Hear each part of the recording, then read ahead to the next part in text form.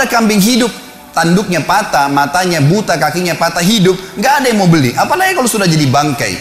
Nabi SAW ulangin lagi dengan metode yang berbeda, dengan metode yang sama tapi dengan bahasa yang berbeda. Kata Nabi SAW, siapa yang ingin saya berikan cuma-cuma? Lalu kata para sahabat, ya Rasulullah, sama saja. Kalau dia masih hidup saja, walaupun dikasih cuma-cuma, kalau tanduknya patah, matanya buta, kakinya patah, nggak ada yang mau terima. Kata Nabi SAW, ini pesan beliau. Ambil dan bawa pulang, jadikan sebagai kaidah hidup teman-teman sekalian. Mohon maaf, saya naik di mimbar sini dan teman-teman dai pun pada saat ceramah, bukan untuk seremoni, bukan meramaikan, bukan saya datang sini jauh-jauh dari Jakarta untuk berdongeng dengan Anda, untuk menceritakan atau menghibur Anda. Ini hukum Allah untuk diterapkan dalam kehidupan teman-teman sekalian. Kaidah hidup, ini bukan mainan, bukan sesuatu yang cuma didongengkan saja. Lalu kata Nabi SAW, seseorang di antara kalian, demi zat yang ubun-ubunku dalam genggamnya, maksudnya demi Allah, seseorang di antara kalian memakan bangkai ini jauh lebih ringan baginya dibandingkan azab yang dia terima hari kiamat nanti.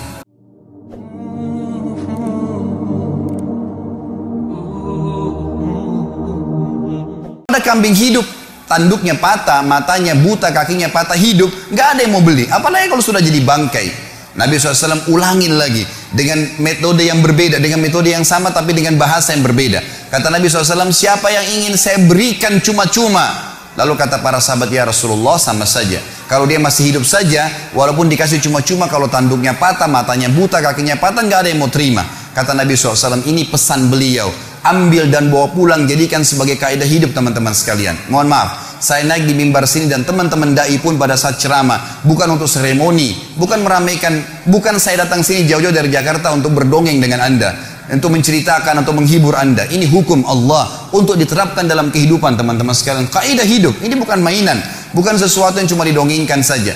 Lalu kata Nabi SAW, seseorang di antara kalian, demi zat yang ubun-ubunku dalam genggamnya, maksudnya demi Allah, seseorang di antara kalian memakan bangkai ini jauh lebih ringan baginya dibandingkan azab yang dia terima hari kiamat nanti. Diterima karena dia menceritakan aib saudaranya muslim. Artinya nanti hari kiamat dia seperti memakan bangkai karena menceritakan aib seorang muslim. Hadis yang kedua, kata Nabi SAW di dalam hadis riwayat Bukhari, man dhamina li ma baina lihyai wa ma baina fakhidai dhamintu lahul jannah. Siapa yang bisa menjamin untukku di antara kalian apa yang berada di antara dua rahangnya, dua pipinya, lisannya, dan apa yang berada di antara dua pahanya, kemaluannya, aku akan menjamin baginya surga. Ini bahaya sekali. Salah guna lisan dengan kemaluan, selesai semuanya. Bahkan kata Nabi SAW, zina dimulai dengan lisan seseorang dan dibenarkan oleh kemaluannya. Dua benda di tubuh kita ini berbahaya sekali. Jangan sampai salah gunakan, kontrol. Ini harus penting. Juga dalam hadis yang lain, kata Nabi SAW, apakah dalam hadis Bukhari Muslim, apakah kalian tahu perbuatan apa yang paling banyak membawa orang masuk ke dalam surga? Nabi SAW lempar kepada para sahabat, ingin mendengar apa yang mereka ketahui. Lalu mereka mengatakan Allah dan Rasul yang lebih tahu. Maka kata Nabi SAW, taqwallah wa husnal khuluq. Kalian patuh pada Allah, kerjakan yang diperintahkan, tinggalkan yang dilarang, dan kalian memiliki akhlak yang mulia, baik sama orang, tata kerama. Lalu Nabi SAW balik mengatakan, apakah kalian tahu perbuatan apa yang paling banyak membawa orang masuk dalam api neraka? Maka sahabat pun mengatakan Allah dan Rasulnya lebih tahu. Kata Nabi SAW, al-fammu wal-farj, mulut seseorang dan kemaluannya. Ini dua benda yang paling banyak membawa orang masuk dalam api neraka. Saudaraku, sibukkan lisan kita dengan kata-kata yang baik. Semuanya, para ulama kita, kalau mereka diam, maka mereka berzikir. Kalau mereka berbicara, yang dikeluarkan semuanya kata-kata emas. Rabi' ibn Haytham rahimahullah, seorang ulama tabi'in yang masyhur dengan ketakwaannya. Beliau pernah didatangi oleh muridnya dua orang dan berkata kepadanya, wahai imam ini kiai, apa rahasianya sampai membuat anda bisa mengontrol lisan anda? Karena Rabi' bin Haytham diam terus. Kalau dia bicara yang penting.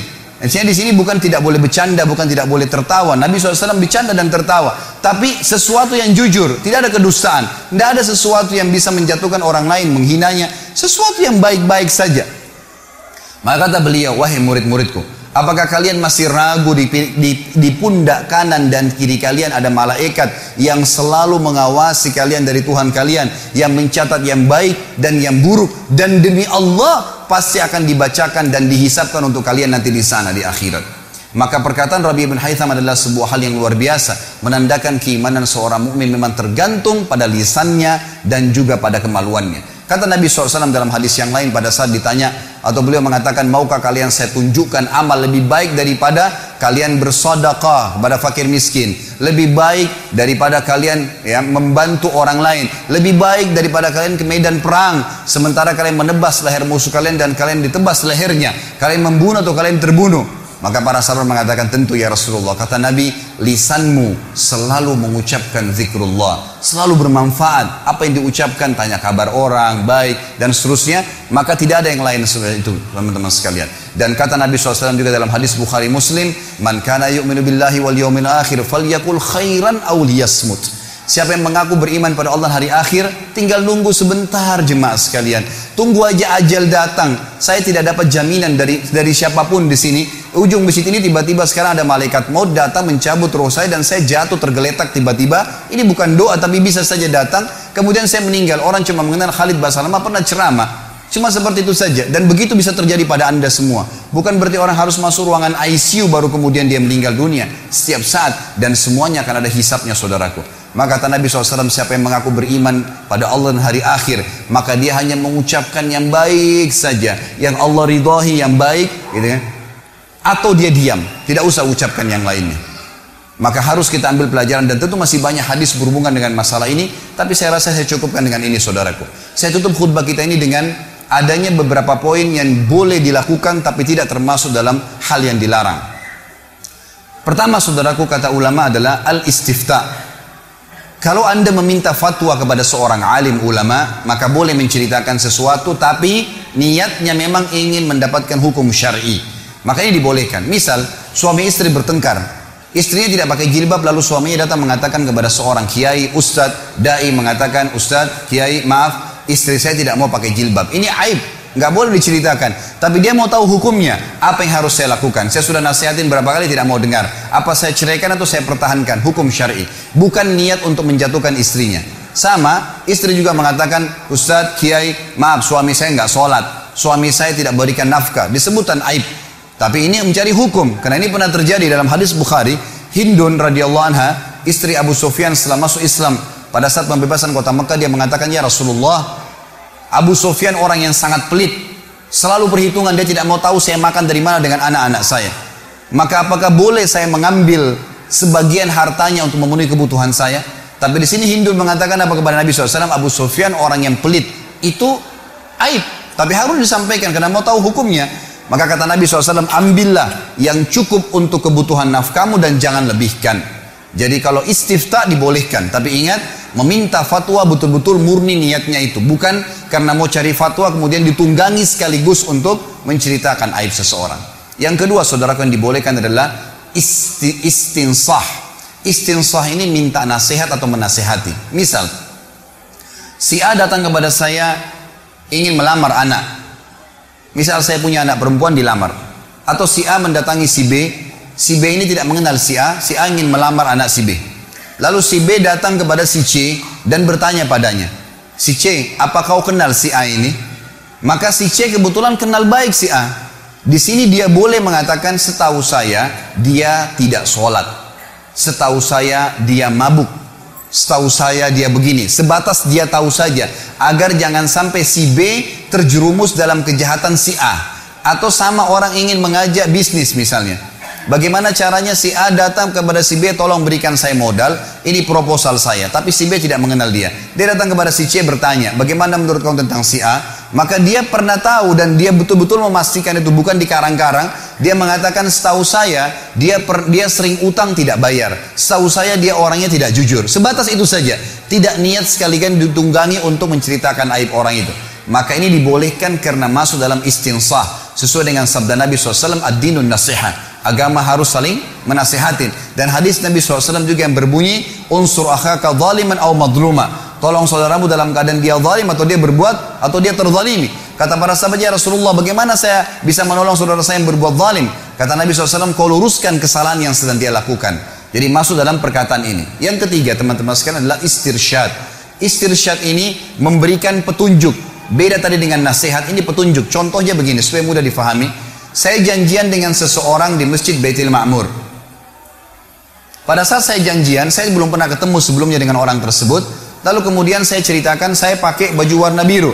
Bapak teman saya itu mengatakan saya pakai baju warna putih. Baiklah, saya masuk ke masjid, kemudian saya telepon ternyata HP-nya mati. Ini cuma contoh saja. Saya masuk masjid, saya cari mana ya Bapak Fulan nih. Kemudian saya tanya, ada satu orang marbot masjid, saya tanya, mana si Bapak Fulan? Dia menunjuk, oh di saf pertama di sebelah kiri sana.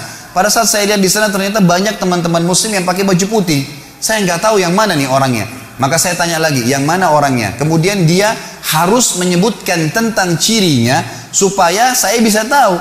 Maka dia mengatakan itu orangnya yang baju putih, yang badannya gemuk, yang kepalanya botak, misal, atau yang rambutnya panjang. Dia menyebutkan ciri khasnya supaya saya bisa tahu, dan tujuannya betul-betul istirsyad, memberikan petunjuk. Kalau tidak maka akan masalah. Ada seseorang mau beli rumah, lalu ditanya, rumahnya si Fulan yang mau dijual di mana? Anda silakan lurus, belok kiri, paling pojok sebelah kanan rumahnya. Orang itu ke sana dia nggak temukan, lalu dia balik. Saya nggak dapat, yang mana ya? Lalu saya bilang, rumah yang atapnya sedikit mau rubuh, pagarnya terkelupas, ada aib yang disebutkan. Maka ini tidak masuk karena ingin memberikan petunjuk. Sekali lagi, innamal a'malu binniyat. Allah tahu niat Anda dalam hati. Maka niatnya memberikan petunjuk murni. Dan yang terakhir teman-teman sekalian adalah al-kuna wal alqab, julukan. Kalau seseorang terkenal dengan julukannya dan dia tidak marah dengan julukan itu, maka boleh disebutkan. Seperti misalnya, banyak ulama-ulama hadis termasuk guru-guru Imam Bukhari dan imam-imam besar, maka ada seseorang yang kalau jalan pincang, namanya Abdurrahman, dan orang yang perawi hadis banyak orang namanya Abdurrahman, maka disebutkan di dalam sanad hadis Al-A'raj, orang yang pincang, gitu ya. Ternyata dia punya nama memang, tapi karena banyak orang bernama Abdurrahman pada saat itu, diberikanlah julukan dia, dan dia tidak marah dengan julukan itu. Saya kasih contoh lain. Di Masjid Baitul Ma'mur misalnya diiklankan, habis sholat Jumat ada Bapak Ahmad, maaf kalau ada yang sama namanya, kita cuma kasih contoh. Bapak Ahmad, ada dua orang Ahmad di masjid kita. Yang satu penjual kambing, yang satu penjual mobil. Lalu diiklankan, salah satu dari Bapak Ahmad ini mengundang jemaah untuk makan. Maka diiklankanlah Bapak Ahmad mengundang makan siang di rumahnya. Jemaah pada nggak tahu Ahmad siapa nih. Lalu kemudian maruf masjid mengatakan Ahmad kambing misalnya, atau Ahmad mobil. Dia terkenal dengan julukan itu dan dia tidak pernah marah, bahkan dia senang kalau dipanggil dengan julukan tersebut. Maka ini tidak masuk dalam hal yang dilarang tadi, saudaraku seiman. Aqulu qauli hada, saya sudah mengucapkan perkataan saya ini. Wa astaghfirullah li wa lakum, dan saya beristighfar kepada Allah dan untuk jemaah sekalian kalau memang ada hal-hal yang salah. Fastaghfiruhu innahu wal ghafurur rahim. Beristighfarlah karena Allah Maha menerima taubat hamba-hambanya. Alhamdulillah wassalatu wassalamu ala Rasulillah. Segala puji bagi Allah Subhanahu wa taala, juga salawat dan taslim Nabi besar Muhammad sallallahu alaihi wasallam. Ada dua buah hadis mulia saudaraku di hari Jumat yang berbunyi, pertama hadis riwayat Imam Muslim. Tidak ada seorang muslim pun yang berdoa di hari Jumat kecuali diijabah oleh Allah. Dan kejarlah waktu-waktu itu pada saat imam atau khatib lagi duduk di khutbah kedua sampai diiqamahkan sholat. Makanya para khatib-khatib dari Nabi SAW sampai siapapun yang menjalankan sunnah beliau sampai hari kiamat, maka pasti akan berdoa di khutbah kedua karena itu termasuk waktu yang mustajab doa. Riwayat yang kedua riwayat Imam Nasai, di mana Nabi SAW mengatakan Jumat ada 12 waktu, dari terbit matahari pagi sampai terbenam matahari maghrib nanti sebentar. Maka tidak ada seorang muslim pun yang berdoa di waktu-waktu itu kecuali diijabah sama Allah. Dan lebih banyak berdoa setelah asar sampai terbenam matahari. Maka jangan kita sia-siakan dua waktu yang mulia ini. Mari kita hadirkan hati dan pikiran kita berdoa kepada Allah. Semoga Allah ijabah doa kita.